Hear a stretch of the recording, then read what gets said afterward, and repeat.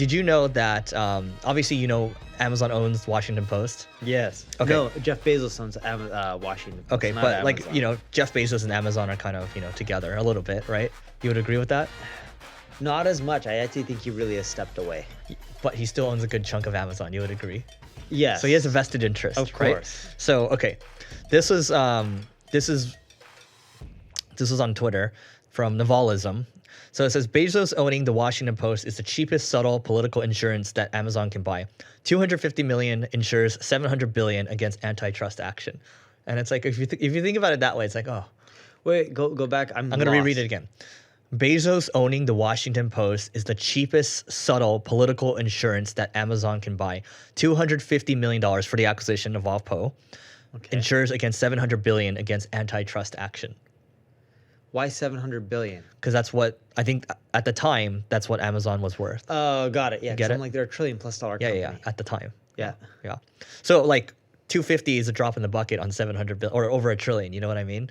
And they haven't really changed WAPO. Like I've read a couple things there. They haven't really changed it. They just kind of do their thing. But I think they kind of in the background, like they're just making sure, there aren't any like crazy attacks on Amazon. Or if there are, maybe there's some defense. You know what I mean? But like it just goes to show you like, okay, who owns CNBC? Who owns NBC? Who owns Fox? It's all like the owners at the end of the day are dictating their political views to these media platforms. Do you know MSNBC was a partnership between Microsoft and NBC? I didn't know that. Oh yeah, MSNBC. Yeah. It's because it's Microsoft. Yeah. What about it? Yeah. No, I was just saying like these big corporations have been getting into media for a while. Yeah. Because they know the influence is there, and Yes. they can't become irrelevant, right? It's you go to where the attention is going. But it can hurt you as well. Like I look at Elon and the X acquisition. Politically, I think it's hurt him more than helped him. You see what he said last week about so he said something crazy about Harris? Yeah, Yeah. and then he deleted deleted it. it. Yeah, but I'm just like, dude, that is like, I don't care who you are.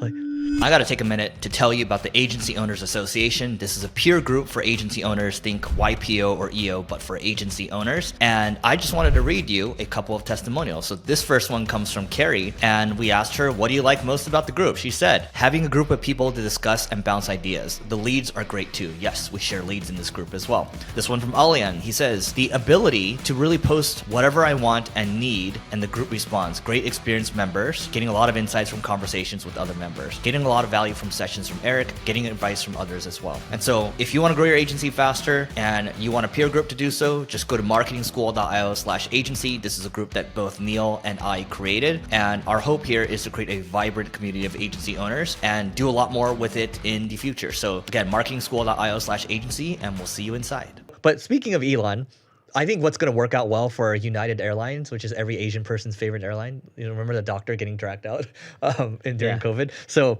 Well, just to clarify, It's a joke. Eric's being sarcastic. yes, I'm being facetious.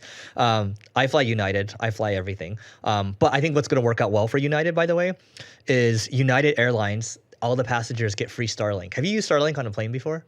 I have not. Oh my God, it's great. You can watch movies, you can do everything. You're basically working at home. You're working with super strong Wi-Fi. And like I flew with my mom back from Vegas once doing just JSX, right? And then my mom's just swiping on like YouTube Shorts, and it's smooth the whole time. And so I think that's one, when United, like this partnership went live, that got millions and millions of impressions because Elon retweeted it, right? So they got millions of impressions, and I think more and more people are going to talk about this. And if other airlines don't adapt quickly, which I think they probably will, but right now it's going to be a boon for United because oh my God, the Wi-Fi is so fast on United. It's a marketing play. It is a marketing play, and I think the other airlines will catch up. Yep. Because right now, Eric and I travel quite a bit, but if you go on an airline, a lot of the airlines offer different internet packages, including higher speed for streaming. If you ever buy them and you try to stream, it sucks. It doesn't work, yeah. So I'm like, so you're trying to charge me more for streaming, and it barely loads a website up in decent speed. And it's just like, the internet just sucks. I don't understand why it's so archaic. Yep. But this is a good example. Like when the product's just really good, this is just product marketing. And it's just purely word of mouth. And even the way I just talked about it right now, it kind of makes you want to use Wi-Fi on the plane, right? I think what like Wi-Fi like that level. But what we're going to lose is the ability, sometimes when you don't have Wi-Fi, it's such a great moment where you can just spend time and think. I don't know what you do during the downtime. I just spend time and think. I read a lot, right? You're probably just watching movies. Yeah, I was like, that's how you're smiling. I watch movies all day when I'm flying. Yeah, it was like if you had Starlink, you'd just be working the whole time. But like, I think No. Even when the airplane has fast enough internet for me to work, I use an iPad like you, but you also use a laptop. No, I just use the iPad on the plane. No, I use an iPad for everything. Okay, yeah.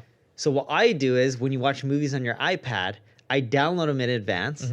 I make them in a box in a corner. I browse the internet and do my job, like emails and all that kind of stuff. And the movie's just on the corner. But the trick is you play the movie before you turn on the internet because some of the platforms will be like, oh, you're not in the United States. You can't watch. Oh, yeah. That's smart.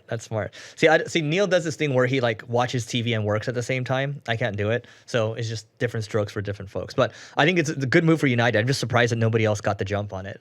You know what I mean? Yeah. The number one challenge for businesses is hiring. And more specifically, the number one thing I get asked for all the time is, Eric, where can I go find an amazing marketer? And the reality is right now, when you think about the world, we have inflation. That also means wage inflation right now. And it means that when it comes to hiring talent, you can't spend as much as you would have in the last couple of years because it's just become too cost prohibitive. And so we've partnered with one of the best offshore recruiting firms when it comes to marketing. They've been a great asset for us, and I believe that they will be a great asset for you. All you have to do is go to marketingschool.io/hire. Again, it's marketingschool.io/hire to learn more. You can fill out the form there, and we're going to place you with the best marketing hires that we can help you find.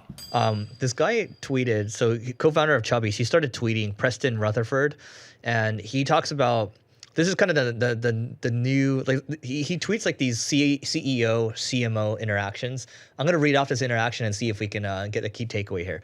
So he says, CEO, I can't approve quote unquote brand marketing spend if I can't measure the return, even if it's needed to get out of stage 3. New CMO, I agree. I think brand marketing is BS. CEO, what? CMO, when CFOs and CEOs hear brand marketing, they think unaccountable, expensive, and money wasting. The vocab's got to change. CEO, you're not wrong. And then CMO, it's a classic story. Team gets approval to do a brand campaign. They go off, find an agency, create an expensive ad, and run it on TV. Then they wait. Ultimately, everyone ends up asking, so what happened? And so I'm not going to read the whole thing here, but I think what he's basically saying here,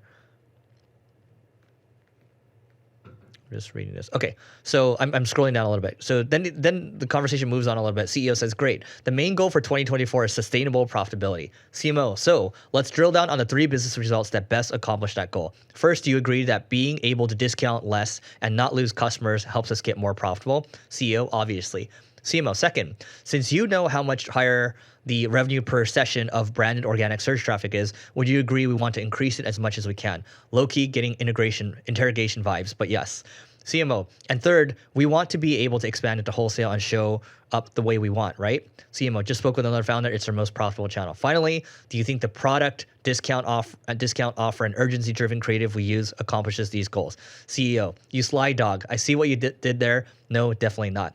CMO, now that we're on the same page, let's talk execution. CEO interrupting, it's finally clicking. Let me freestyle on the mic for a sec, right? So I think I need to read this part. So CMO starts beatboxing. And then CEO says, like every goal we've accomplished as a brand, the tactics were never immediately obvious. We committed to a feedback loop and tried things to reach that goal. Our approach is simple, do more of what works. For a quote unquote brand, we were never clear on the specific financial results we aim to drive. So we didn't have a feedback loop. Our attempts fell flat and were viewed as a failure. While specific tactics aren't immediately obvious here either, we're used to that. We'll apply the same process we applied throughout our history. CMO, happy tears. That was beautiful. Didn't rhyme, and you didn't rap at all. But you got a Grammy in my heart. Oh, that's cool. What's your reaction to this? I think it's spot on. But a lot of businesses in today's world are leveraging marketing strategies and tactics that are actually trackable. For example, if you're running TV, you can do CTV and a lot of it's trackable and you can get the ROI.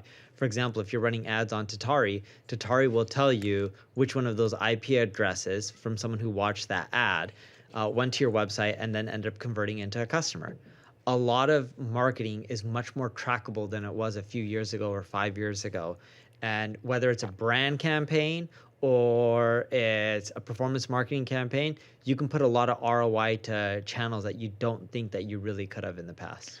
My takeaway from this is you need to have a methodology for branding. It seems like before, and people just say, okay, let's just throw spaghetti against the wall and see what sticks for brand, right? And then like, did it work? Not really sure if it worked, but they're just saying, hey, like, you know, there needs to be, what is our financial target here? Okay, what are the goals exactly?